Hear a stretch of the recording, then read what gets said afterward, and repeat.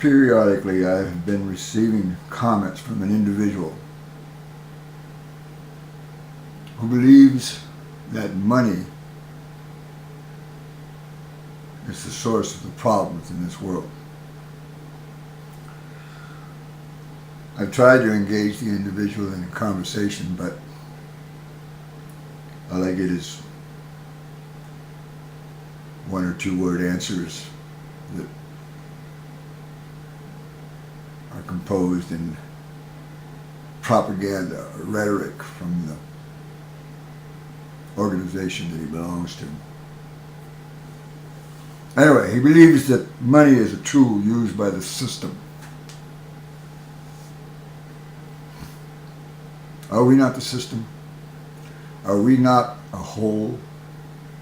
Do we not all belong to the same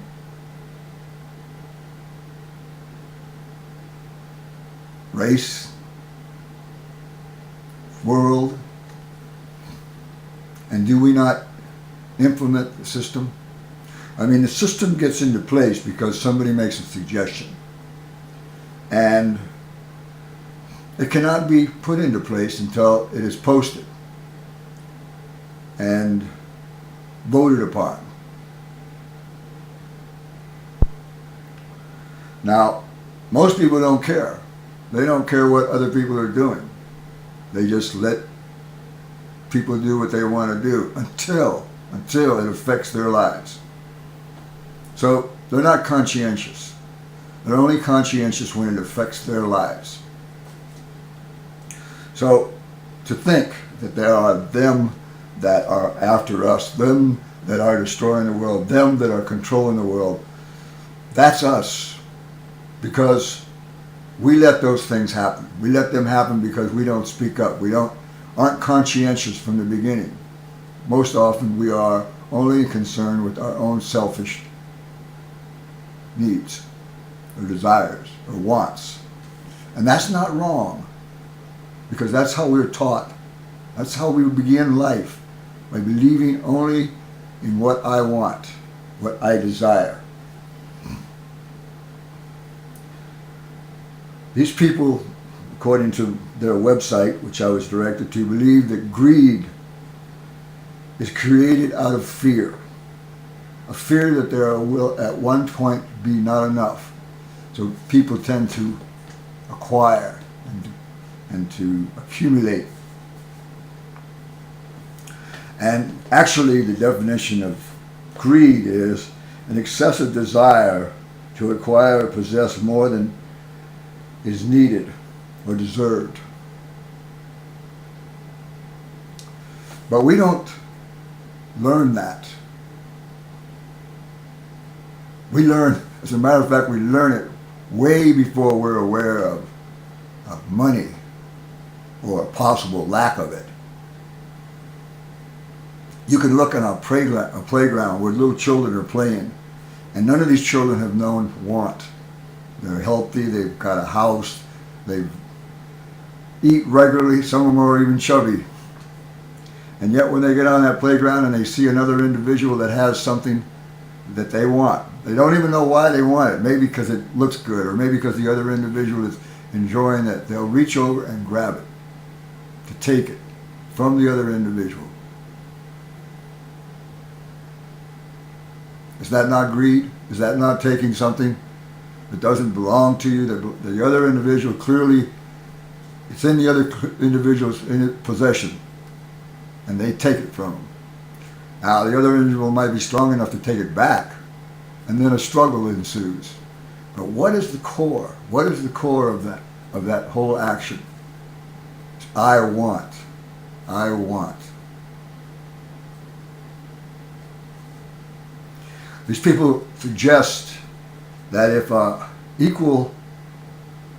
system is established that where we are guaranteed an unconditional income from birth to death, a level of equality by which we can learn to live and trust each other will be established.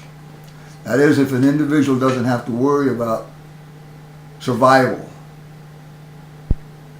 If they know that whatever they'll always have a house over their heads, food, the bare necessities, that they will learn to love and trust each other. Now, I'll give you an example of something like that. Prisons. Prisons give them a roof over their head, food, a chance to bathe every day, and social interactions. Does that foster trust and equality? I don't think so. I don't think so. For the majority of the people that come out of prison are the same people that come out of prison, will go into prison. And nothing's changed. Everything, well, I can't say nothing's changed because most of the people that get out have learned things in prison that they didn't know before they came in. And they go back out with new ideas and new ways of doing what they did to get into prison. No equality was established, no trust within the individuals. I'm disturbed by the naivety of some of these ideas that are presented. When the problem is within each of us, if you're going to blame somebody else for the situation we're in, then what difference are you than anybody else? You're not taking the responsibility in yourself. You're not saying, hey, it's me, how I see the world. If you see inequality, you must feel inequality in yourself. You must know inequality. And you have to look at yourself and say, why do I feel unequal?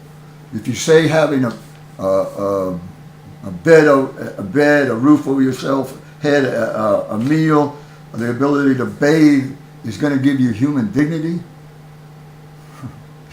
you're sorely mistaken. I know people that have plenty of money that have no human dignity. They have no sense of worth. They don't know what other people are worth either, because everything's been given to them. Just because you're denied something doesn't mean that you're oppressed. You could be given everything and still be denied what it takes to make you happy.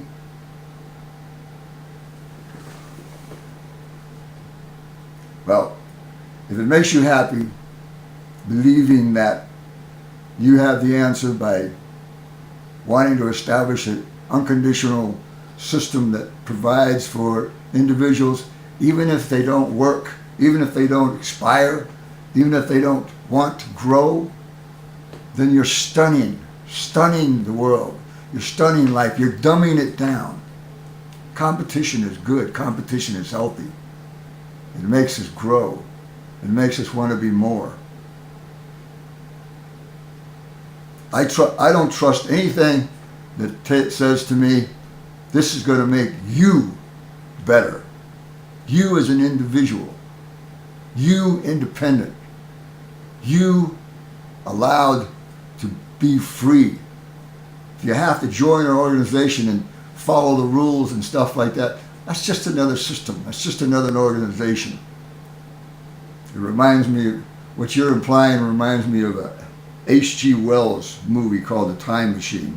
And there were the Eloi and the Morlocks, I think. And the Eloi lived above ground. And they had everything provided for them. And they were happy, and all fair-haired blonde children with very little cares in the world. And at particular times of their lives, they would hear these sirens, and they would go down into these shelters and never be seen from again. Apparently they were food for the race that lived below the ground. But the idea is the same. These children above earth didn't have a worry or a care. They let civilization just deteriorate to the point where they were cattle. They were sheep raised by the organization below the surface. No. I want something that gives me validity, something that makes me somebody. And that's not learned through money. That's learned through learning who you are and where you came from and what you can be. And to know whether you have achieved your level at this moment is irrelevant because you know your full potential. You know what you're capable of, and you know that you can get there.